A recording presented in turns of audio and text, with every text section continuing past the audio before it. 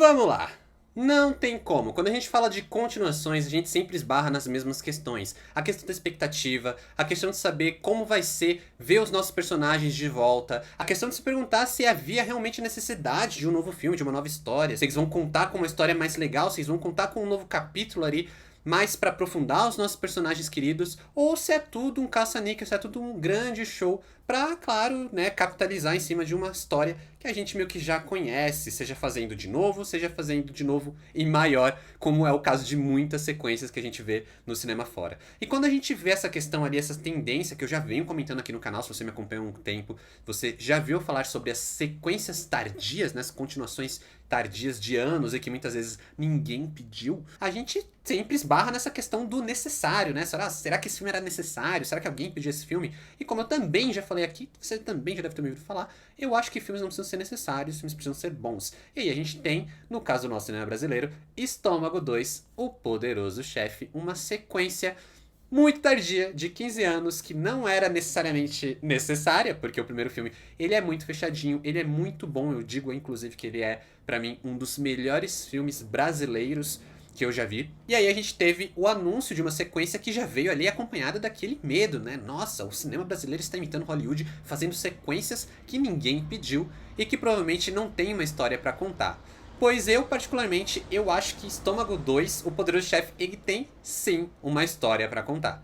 Ele só não necessariamente decidiu qual. Isso porque esse filme ele é um filme que ele flerta com uma ideia de continuação que não é necessariamente tão comum, que é quase uma ideia de antologia, né? Apresentar novos personagens, apresentar novas ideias dentro de um conjunto que façam sentido com o que já foi apresentado antes. É claro que a gente vai ter o retorno dos nossos personagens, principalmente o nosso protagonista ali, o Raimundo Nonato, vivido pelo João Miguel, que é um personagem incrivelmente cativante. Eu acho que não daria pra fazer uma continuação sem ele, mas ao mesmo tempo é um filme que ele quer trazer uma nova história, ele quer trazer novos personagens, ele quer trazer uma questão que sai um pouco da simples e pura continuação para contar uma história quase que do zero. E isso, por mais que seja interessante, porque pelo menos no primeiro momento parece que a gente não vai assistir simplesmente um repeteco do filme anterior, depois acaba se tornando um tanto problemático, porque como eu falei, o filme parece não necessariamente saber para qual história ele vai dar o foco, né? Então, qual é de fato a narrativa principal que a gente vai assistir em Estômago 2. E como essas narrativas elas vão se convergir, elas convergem de uma maneira interessante ou elas parecem que se atrapalham? E qual que é a grande ideia para essa agora franquia, né? A gente vai ter um terceiro filme ou não? Isso é pensado para isso? Ou simplesmente é uma história ali que, foi pensada, improvisada, só pra gente ter uma sequência? Uma coisa que fica clara desde o marketing até o título do filme é que ele vai utilizar muito, muito de uma referência que a gente tem de um imaginário de filmes de máfia, né? Então o Poderoso Chefe já faz referência ali ao Poderoso Chefão, que talvez seja o grande filme de máfia que a gente tem. Talvez não, ele é, né? Todos os homens gostam de Poderoso Chefão, é verdade, mas é um grande filme e a gente não pode negar a importância que ele tem pro subgênero da máfia. Ele vai beber dessa referência, mas não apenas de O Poderoso Chefão, mas realmente de um imaginário que a gente tem e que foi construído na base de vários filmes e séries que a gente viu ao longo dos anos. E sendo um filme que assumidamente ele tem essas referências, ele poderia usar isso de uma maneira talvez mais interessante, porque em vários momentos a sensação que Estômago 2 deixa é que ele existe pra fazer referência, pra fazer piadinha, porque de longe é o que mais brilha nesse filme. Mas antes de continuar, deixa eu me apresentar. Fala galera, aqui quem fala é o Adam, sejam bem-vindos ao canal. Aproveita pra se inscrever se for novo por aqui e já deixa um like nesse vídeo pra esse vídeo chegar em mais fãs de cinema, pra chegar em mais fãs de cinema brasileiro, muito importante, muito relevante pra mim. E bora falar hoje de Estômago 2, O Poderoso Chefe, filme dirigido pelo Marcos Jorge. Após anos na prisão, Raimundo Nonato, interpretado por João Miguel, vive em um delicado ecossistema nessa prisão, cujo equilíbrio é ameaçado com a chegada de um figurão da máfia italiana, dando início a uma guerra entre facções que deixa nosso querido Alecrim no meio do conflito.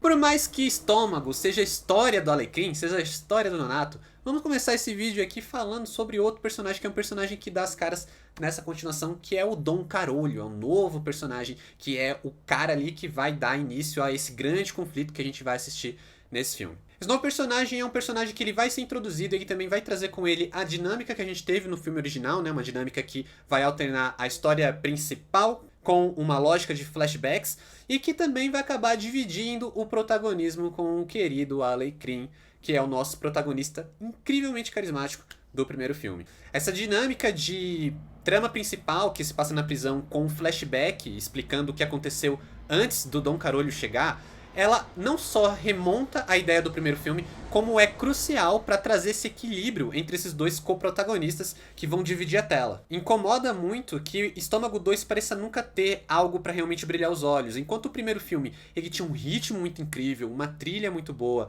e tudo parecia muito magnético pra gente estar envolvido com aquela obra, esse filme ele parece que tá sempre fazendo o mesmo que o filme anterior fez. Claro, ele acerta e erra nesse meio. O problema é que ele erra coisas que o primeiro já tinha feito muito bem, enquanto tudo que ele acerta são os acertos do primeiro. Ele se resume a acertar coisas que o primeiro já tinha feito certo, sabe? Então é aquele filme que parece que não agrega em nada. Inclusive, tenta repetir o que já tinha funcionado, mas não consegue acertar em tudo. E ele tem até uma ideia de flertar com uma lógica de antologia, né? De trazer algo novo, mas que converse com o que já foi pré-estabelecido, mas realmente sendo novo, contando uma nova história. Aqui agora acompanhando um novo personagem que tá ali assumindo parte desse protagonismo. Só que nada disso realmente parece ser algo suficiente pro diretor investir. E o filme ele vai ficando cada vez mais num meio termo que incomoda. Ele não é tanto uma ideia nova, uma ideia revolucionária que vai brilhar os olhos como o primeiro filme brilha, mas ele também não é um simples repeteco, ele não é uma coisa que vai continuar uma jornada de uma maneira um pouco mais conservadora com o protagonista, mas que funcione para a jornada dele. O Marco Jorge, assim, ele acaba recorrendo a uma estrutura quase cíclica, onde a gente vai vendo as coisas se repetir para manter o Alecrim no centro da história quase que a contragosto, porque parece muitas vezes que Estômago 2 é uma história de outro personagem, é a história do Dom Carolho, e era para ser o filme do Dom Carolho, e não necessariamente do Alecrim, mas era muito mais fácil a gente conectar com o primeiro filme e vender uma continuação do que vender uma nova ideia, um novo filme original que se conectasse de uma maneira um pouco mais sutil e não fosse diretamente uma sequência do primeiro filme, embora, claro, ele vá se conectando de maneiras temáticas em vários momentos, principalmente, claro, pela forma como os dois personagens principais se relacionam com a culinária, que é um elemento presente no antigo e presente no novo, que funciona nos dois filmes, mas novamente é o que eu falei, é um acerto do segundo filme que o primeiro já tinha feito muito bem, enquanto nem tudo que o primeiro acerta, o segundo consegue manter ali fazendo bem. E aí o grande problema, talvez a sensação que eu tenho é justamente que eu fico me perguntando, o diretor queria contar mais um capítulo da história do Alecrim? Porque enquanto a gente tá vendo, acompanhando o outro personagem, beleza, o filme ele tá fluindo, mas toda vez que ele parece tentar trazer o Alecrim, né, pro foco, ou ele faz isso de uma maneira forçada, ou ele faz isso ressaltando que a gente gosta mais do Alecrim, a gente já tem um apego com ele, do que com um novo personagem, que não é necessariamente um personagem ruim, só que é aquele personagem do tipo, eu não tô querendo assistir a sua história, eu tô querendo assistir a história do meu personagem que eu sinto falta, que eu já vi, que eu já conheço e que eu esperava reencontrar aqui. E esse jogo de protagonistas ele vai denunciando justamente uma ideia de que Estômago 2 não tem muito pra contar, não tem muito pra agregar, e ainda deixa claro uma outra questão, que é a questão do tipo, por que esse filme existe? A ideia é aumentar, a ideia é fazer uma franquia disso, a ideia é seguir pra um terceiro capítulo, ou ele tá realmente olhando pra tentar dar um final para alguma história que a gente já viu, porque o primeiro filme ele tinha um começo, meio e fim. É claro, não era um fim completamente definitivo, mas era um fim completamente satisfatório, o que é mais do que dá para dizer do segundo filme.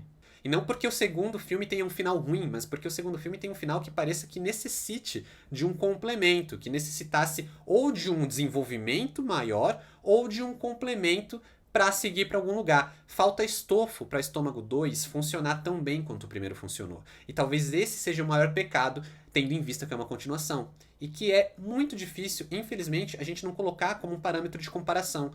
Eu tento, ao máximo, não trazer uma comparação para nenhum filme, né? Um filme que precisa ser bom por si só, e não comparando com outro melhor ou pior. Mas quando a gente tá falando de uma franquia, quando a gente tá falando de uma sequência, é muito difícil a gente não trazer esse parâmetro, principalmente, novamente, ressalto que o primeiro filme não precisava de sequência. O primeiro filme era uma história fechadinha, surpreendente e que tinha todo um charme ali que o segundo filme nunca consegue captar. A gente tem atuações legais, tem personagens carismáticos, a gente tem ali uma montagem que funciona, mas tudo parece um prato de ontem, parece um prato requentado. Eu sei que eu tô usando muitos trocadilhos, mas é porque realmente é a sensação que Estômago 2 me passou enquanto eu assistia. Eu não vou dizer que o filme ele erra em tudo, justamente porque ele tem alguns bons acertos, ele tem alguns momentos muito marcantes, mas esses momentos eles sempre são voltados, como eu falei, quando ele recorre ao imaginário que a gente tem da máfia. Então toda vez que ele vai brincar e tocar nesse assunto de máfia, que é um assunto que não conversa tanto com a ideia brasileira que a gente tem aqui do primeiro filme, que são momentos que o filme acerta justamente porque ele brinca com esse ideal de máfia, mas que não conversa diretamente com o toque tão brasileiro que tinha no primeiro filme. Né? O primeiro filme ele era mais simples,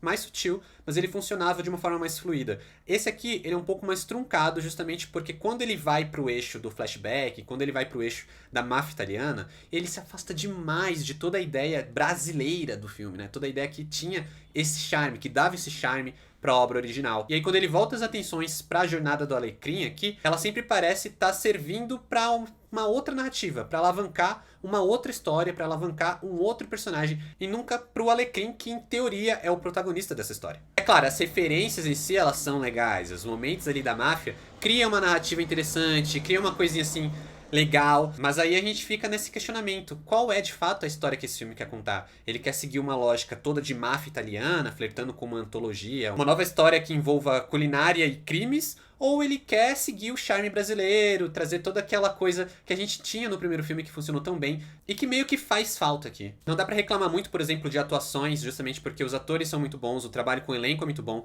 E é até legal notar que o filme tem boas ideias, como por exemplo, trabalhar uma alta cúpula do crime organizado dentro da prisão ali, onde a gente tem umas pessoas meio que são os líderes de cada pedaço da prisão. Então a gente tem um líder dos transexuais, dos travestis, a gente tem um dos evangélicos, a gente tem um etc, interpretado pelo Paulo Miklos, que é sempre maravilhoso. Não tenho nada pra falar de mal aqui, apenas que talvez eu quisesse ver muito mais do Paulo Miklos em tela, porque ele é sempre maravilhoso, é um grande ator, é sempre legal ver ele atuando. Mas assim, são ideias ali que são legais. O equilíbrio entre os chefes da prisão e os criminosos, e como isso vai sendo balançado pela máfia, é sempre legal, mas no final das contas a gente acaba dividido entre as duas histórias, tal qual o Alecrim se vê no meio de um conflito onde ele não tem tanto o que fazer. É um filme que ele fica perdido o tempo inteiro entre a moda italiana e o charme brasileiro, e que no final das contas ele fica num meio termo muito incômodo entre uma ideia nova e que poderia gerar algo muito interessante por si só, e uma continuação que poderia também ser uma coisa legal se tivesse o estofo necessário para ser tão bom quanto o anterior.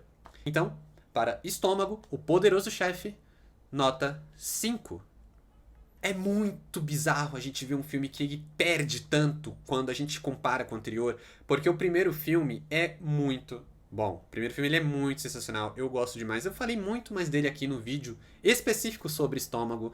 Vejam se você ainda não viu. E já que a gente tá falando ali de filmes sobre criminosos na cadeia e obviamente uma decepção, eu vou deixar linkado aqui o vídeo sobre Coringa Delírio A2, que talvez tenha sido a decepção do ano, mas que eu já esperava menos. Pelo menos Estômago, sabe, eu tava mais empolgado pra assistir e eu acabei me decepcionando também. Mas é isso, obrigado por assistir aqui, valeu, falou e até mais.